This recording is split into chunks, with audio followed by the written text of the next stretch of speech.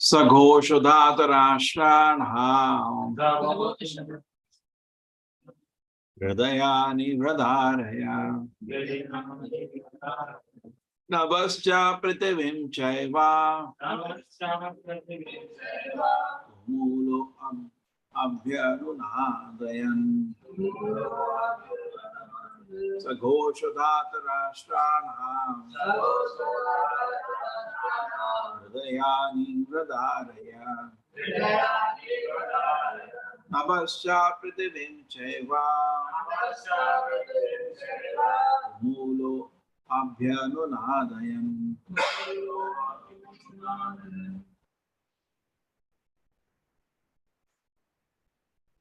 सः उस घोषः शब्द ने धातराष्ट्राणाम धृतराष्ट्र के पुत्रों के हृदयानि हृदयों को प्रधारयत विधीन कर दिया नमः आकाश च भी पृथ्वी पृथ्वी तल को च भी एवा निश्चय तुमूलः कोलाहलपूर्ण अभ्यनुनादयन् प्रतिध्वनित करता शब्दायमान करता। इस विभिन्न शंखों की ध्वनि कोलाहलपूर्ण बन गई जो आकाश तथा पृथ्वी को शब्दामय करती हुई धृतराष्ट्र के पुत्रों के हृदय को विधीन करने लगी। इस विभिन्न शंखों की ध्वनि कोलाहलपूर्ण बन गई जो आकाश तथा पृथ्वी को शब्दायमान करती हुई धृतराष्ट्र के पुत्रों के हृदयों को विधीन करने लगी। कोई रेडी नहीं है?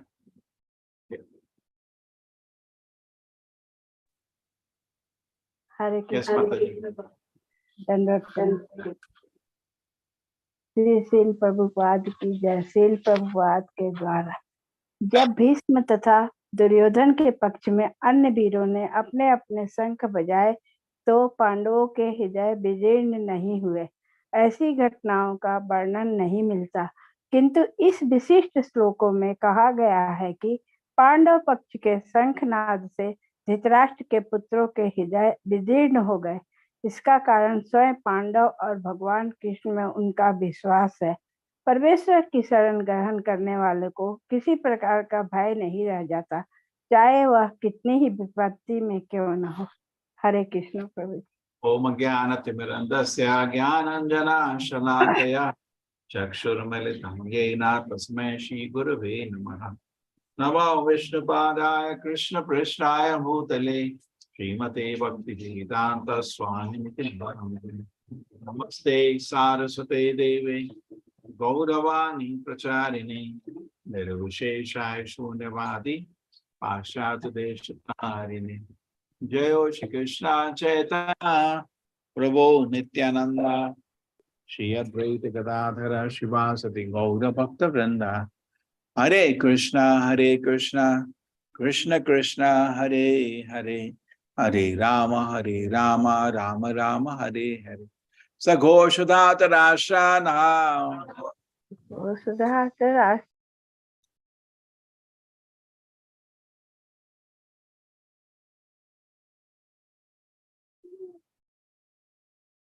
सघोषधात राष्ट्रानां हृदयानि वृधानय नभश्च पृथिवीं चैव तुमोलो अभ्यनुनादयन्। इन विरुद्ध शंखों की ध्वनि कोलापूर्ण बन गई जो आकाश तथा पृथ्वी को शब्दामय करते हुए धृतराष्ट्र के पुत्रों के हृदय को विदीर्ण करने लगी।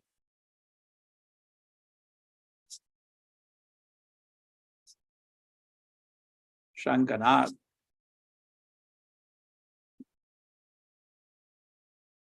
वो लड़ते भी इतने अच्छे से, शंख बजते थे और शंख में कुछ हो रहा है अभी। कौरवों के जब शंख बजे तो पांडवों को कोई भय नहीं लगा, जबकि उनका आर्मी बहुत बड़ा था। उसमें भीष्म और द्रोण जैसे योद्धा थे जिनका तोड़ इनके पास नहीं था, तब भी इनको कोई भय नहीं लगा। लेकिन जब पांडवों ने शंख बजाए जिनका आर्मी थोड़ा छोटा था, तो कौरवों के पैर कांपने लगे। जो डर गया वो मर गया। युद्ध में जो डर जाएगा क्या लड़ेगा। एग्जाम में भी जाते हैं, अगर आप डर गए तो पूरा पेपर खराब हो जाता है, और ये तो युद्ध में डर रहे हैं। लेकिन इसका प्रभुपाद जी एनालिसिस कर रहे हैं क्यों डर लगता है। शास्त्र बहुत अच्छा लिखा है, भयम द्वितीय अनुवेशिता स्यात् ईषद अपत्यस्य विपर्यः स्मृति। जैसे ही आपका स्मरण किसी ऐसी चीज में होता है जो भगवान नहीं है, आपको भय शुरू हो जाता है।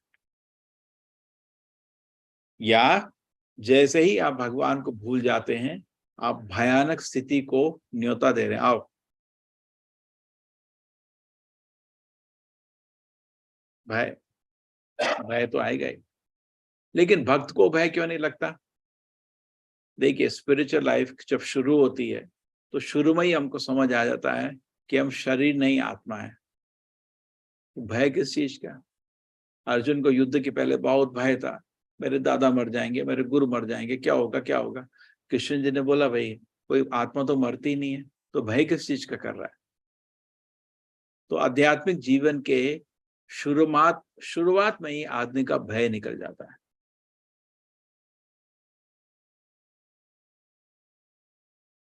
मेरे को जो याद है, जब कॉलेज में मैं पढ़ता था, मेरे को लगता था हर दिन आज हार्ट अटैक होगा। तो बहुत तरह तरह से लोग तरह तरह की चिंताएं लेके भयभीत रहते हैं।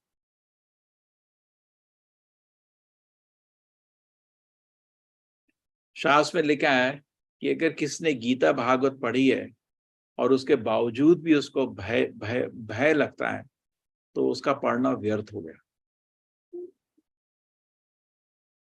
भयहीन, भगवान का शरण करते ही आदमी भयहीन हो जाता है, भय निकल जाती है।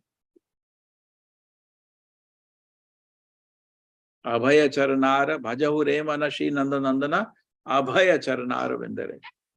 ठीक है, तो पहली तो चीज समझ लीजिए कि आत्मा के ज्ञान से आपका भय निकल गया, पहला स्टेप। कोई भय नहीं। नेक्स्ट स्टेप देखिए, जब आपको स्पिरिचुअल थोड़ा और एडवांसमेंट होती है तो आपको परमात्मा के ज्ञान मिल जाता है।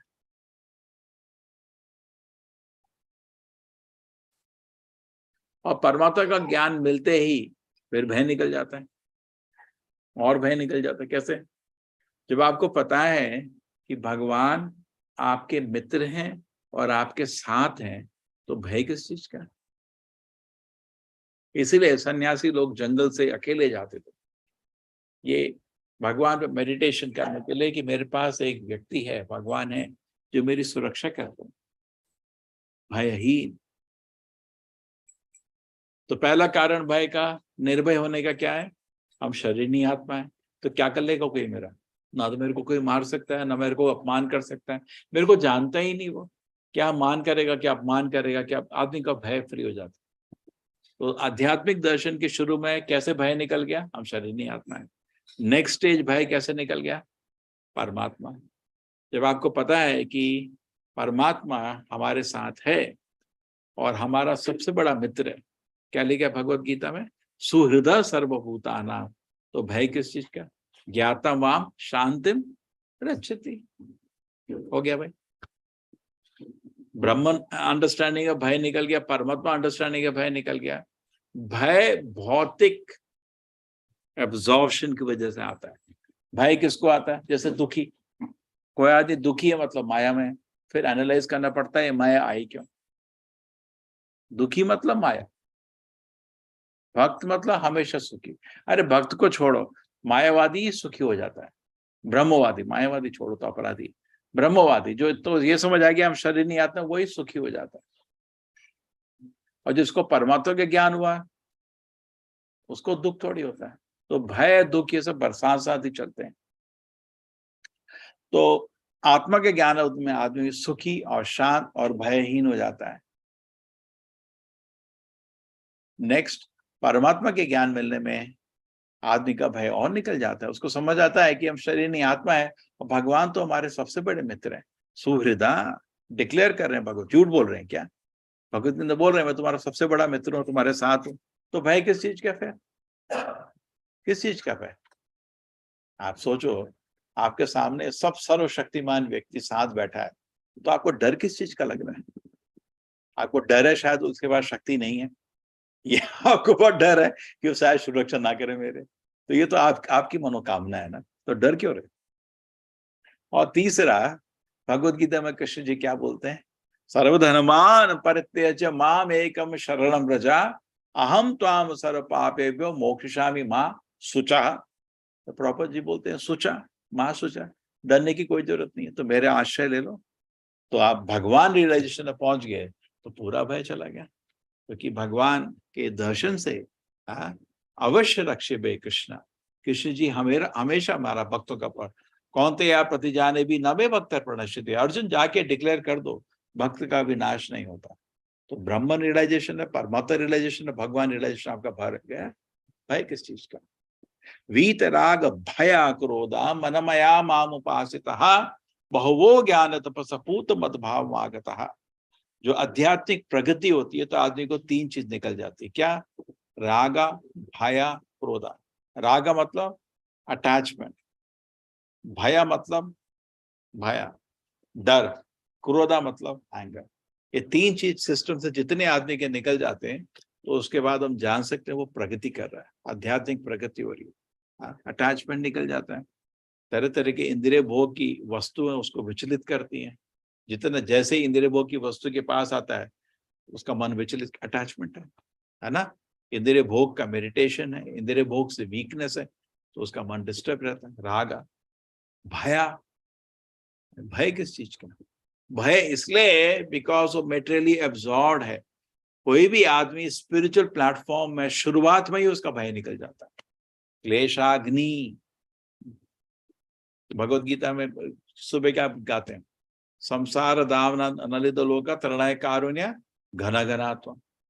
जो भौतिक जगत है वो फॉरेस्ट फायर की तरह है, और जैसे ही आध्यात्मिक जीवन शुरू करते हैं तो गुरु की कृपा से ये भय निकल जाता है, शांति मिल जाती है। चेतो दर्पण मार्जनम, है ना, उसमें भी यही है। हृदय पवित्र हो जाता है।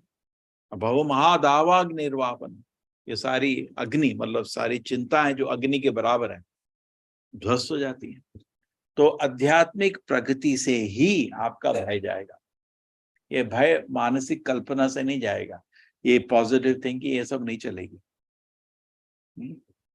ये कुछ लोग हैं एक कमरे में छिपकली से ही भयभीत होकर गिर जाते हैं, है ना। नहीं, कुछ लोग कुत्ते से भयभीत हो जाते हैं, कुछ लोग सांप से भयभीत हो जाते हैं।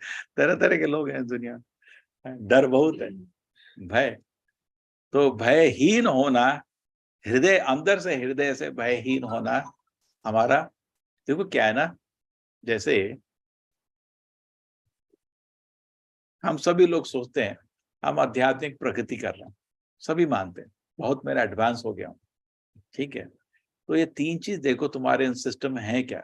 राग भय क्रोध अगर है, अभी बहुत काम है। राग मतलब अटैचमेंट, वो इंद्रिय भोग की वस्तु को दिन रात सोचते रहते हो, अभी तो बहुत टाइम है तुम्हारा प्रगति का, ठीक है। भय, अब क्या होगा? अब भय मतलब क्या होने वाला है इसका भय होता है ना, चोट लग जाएगी, ये होगा वो होगा, एक भय। अरे तुमको ये विश्वास नहीं कि भगवान पूर्ण रूप से हर सिचुएशन कंट्रोल में है? भय किस चीज का तुम्हें? और क्रोधा, जब हमारे चीज में कंट्रोल में चीज नहीं आती है तो गुस्सा आता है। अरे तुम्हारे कंट्रोल में क्या आएगा? भगवान के कंट्रोल में है सब कुछ।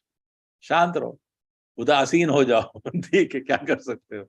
तो राग भय क्रोध ये तीनों आते हैं हमारा आध्यात्मिक प्रगति ना होने पे।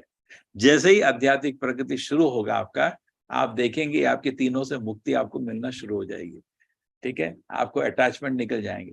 वीत राग भया क्रोधा, कैसे इस श्लोक में बताया, मनमया माम उपाश्रितः, जैसे भगवान का आश्रय लेंगे आपको तीन चीजों से मुक्ति मिलेगी, राग भया और क्रोधा। अटैचमेंट से, बेमतलब की है। कोई डिवोटी मेरे को बता रहा था, एक बॉटल थी रोड में पड़ी हुई, खाली बॉटल, और ट्रक ने उसको कुचल दिया था, तो उसका कुछ वैल्यू है क्या? नहीं। दो कुत्ते उसके लिए लड़ रहे थे। ये है राग। इस चीज के लिए अटैचमेंट जिसका कोई वैल्यू ही नहीं है, यह है मूर्खों के काम। शास्त्र में एग्जाम्पल देते हैं, छोटे बच्चे समुद्र के पास घर बनाते हैं, पूरा शहर बना रहे हैं, और उनको मालूम है अभी हाई टाइड आएगा, जोर का पानी आएगा, उनका पूरा शहर ही बह जाएगा। माँ बाप बैठे हंसते रहते हैं और बच्चा रोता है बेमतलब है। तो रागा, बेमतलब में हमारी टेंशन।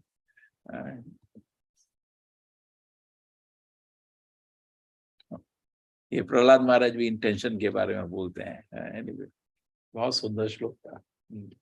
सिर पे बड़ा बड़ा। किसी को श्लोक याद है? ओके। तो इस तरह हम लोग भय से मुक्त, वीत राग अटैचमेंट रहता है, भय और क्रोध रहता है, क्योंकि आपको समझ नहीं आ रहा कि सब आपके नौकर नहीं है, दुनिया कृष्ण के नौकर है ना। तो आपका कंट्रोल, उनके में कंट्रोल में सब कुछ चलता है। कोई ऐसा चीज नहीं है कि भगवान चाहे और ना हो, नहीं हो सकता, सत्य संकल्प है। आप तो भगवान नहीं है ना, तो भगवान की नकल करने आए हो, चीज आपके अनुसार तो चलेगी नहीं, सब कुछ आपके अनुसार तो नहीं चलेगी भाई, है ना। तो आदमी क्रोध आता है ना, बहुत क्यों क्यों दुनिया मेरे हिसाब से नहीं चल रही, तुम सब तुम्हारे नौकर हैं क्या? तो ऐसा तो है नहीं। तो आदमी को ये समझ आ गया कि एक्चुअली किसके हिसाब से दुनिया चलती है, भगवान के कंट्रोल में चल रही है।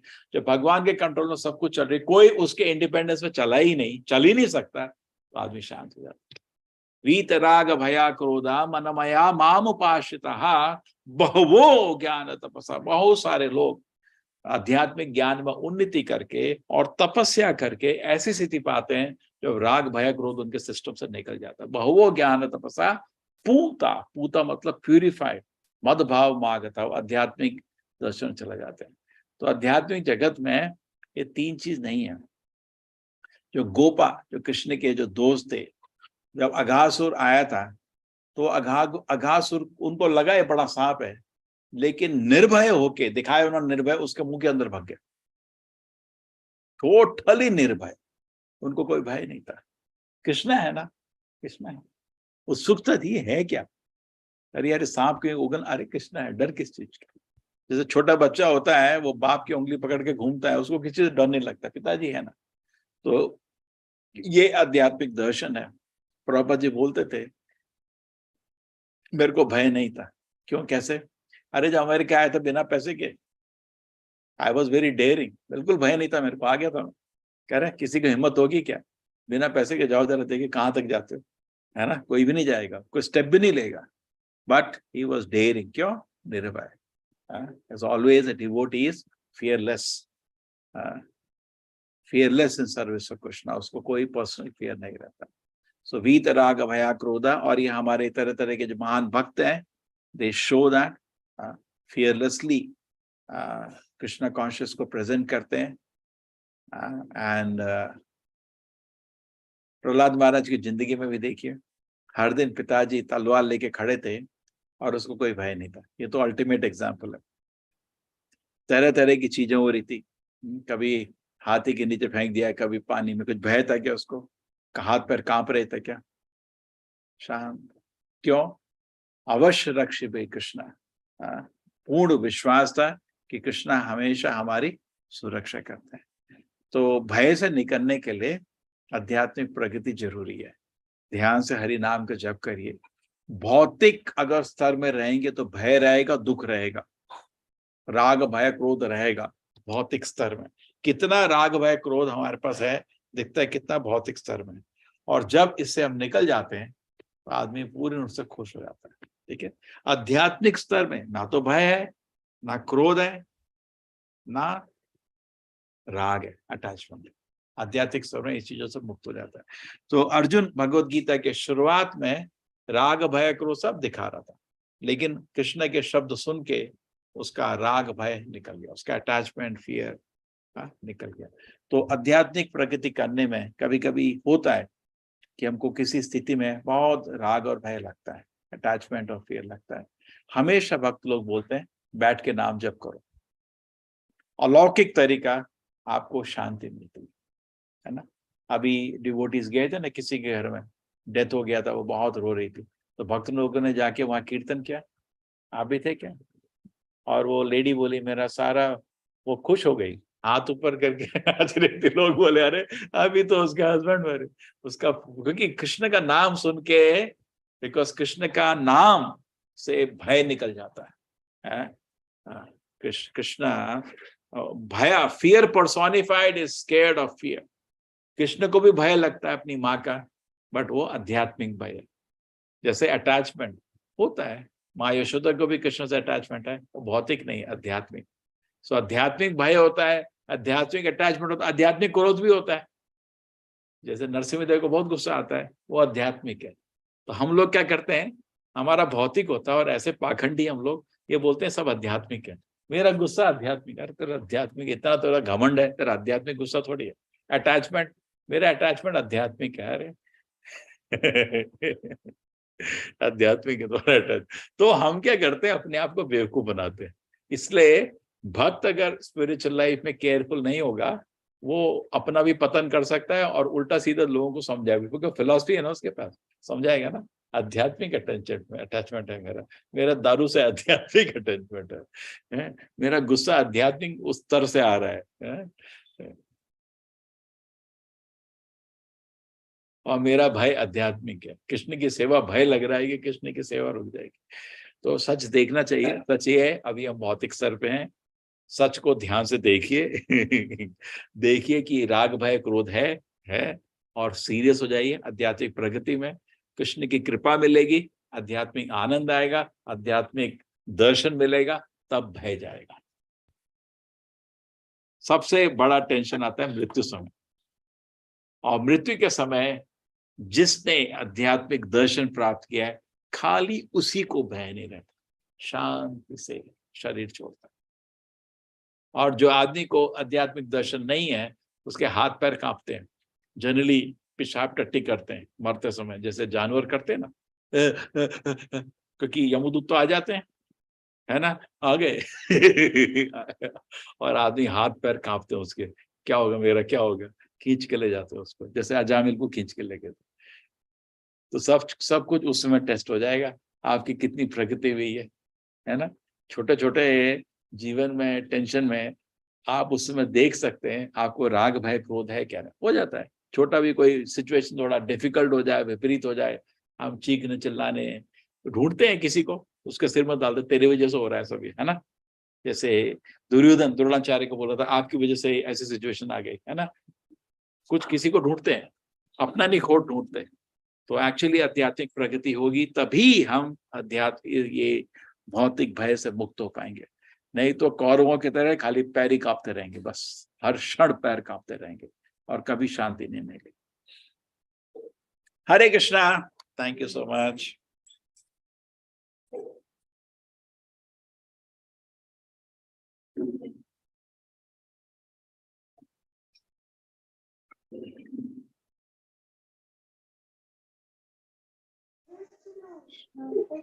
हरे कृष्णा प्रभु। हरे कृष्ण प्रभु जी, धन्यवाद। हरे कृष्ण प्रभु जी, दंडवत प्रणाम। थैंक यू सो मच प्रभु जी, धन्यवाद। प्रणाम प्रभु जी। Thank you so much Hare प्रभु कृष्ण जी। प्रभु जी, हरे थैंक कृष्ण यू। प्रभु जी। हरे कृष्ण प्रभु जी, धन्यवाद प्रणाम। सबका भय तो निकल गया, तो जब करते रहो, भय निकल जाएगा। ठीक है, हरे कृष्णा। हाँ, अभी शयन आरती है, जिसको समय है ज्वाइन कर लो।